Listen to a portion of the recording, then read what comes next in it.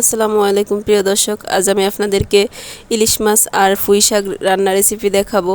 আমি প্রথমে ইলিশ মাছগুলো কেটে ধুয়ে নিয়েছি, তারপরে 2টা পেঁয়াজ কেটে দিলাম আর 4টা কাঁচামরিচ কেটে দিব। আর আমি 1 চামচ পরিমাণ হলুদ গুঁড়ো, 1 চামচ পরিমাণ মরিচ গুঁড়ো, 1 চামচ লবণ দিয়ে দিলাম, খাবার তেল দিয়ে দিলাম। দিয়ে আমি মশলাগুলোকে ভালোভাবে মেখে নেব। মশলাগুলো ভালোভাবে মেখে আমি মাছগুলোর সাথে মেখে নেব। আমি বেশিরভাগ সময় এভাবে ইলিশ মাছ মেখে রান্না করি।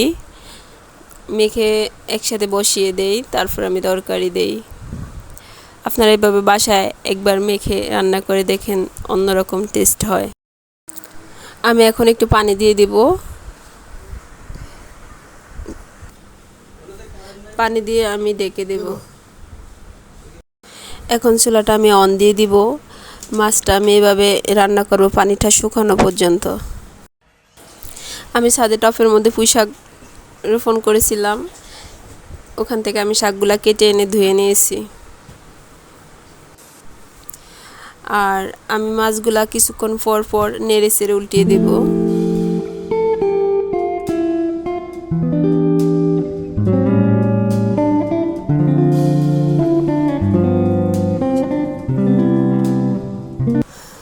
মাছের ঝোলটা দেখেন শুকিয়ে আসছে।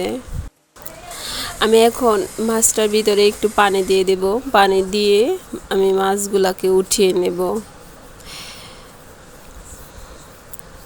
উঠিয়ে নিয়ে আমি শাকগুলা দিয়ে দিব ঝোলের ভিতরে। দিয়ে শাকগুলা নেড়ে চেড়ে আমি ঢেকে দেব। 5 মিনিট পরে আমি আবার শাকগুলা নেড়ে চেড়ে দিব, নেড়ে চেড়ে আবার ঢেকে দেব।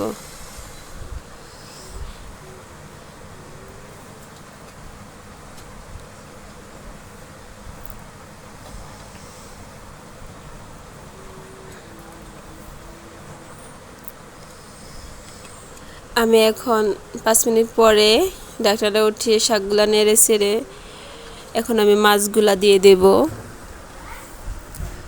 মাছগুলা দিয়ে আমি আবার 5 মিনিট শাকগুলা রান্না করব।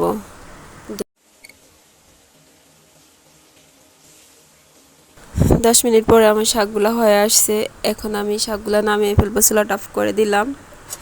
আপনারা এভাবে বাসায় রান্না করে খেতে পারেন। ভালো লাগলে ভিডিওটা শেয়ার করবেন আর আমার চ্যানেলটা সাবস্ক্রাইব করবেন, একটা লাইক আর একটা কমেন্ট করে দিবেন। সবাই ভালো থাকবেন। বিদায় নিলাম, আল্লাহ হাফেজ।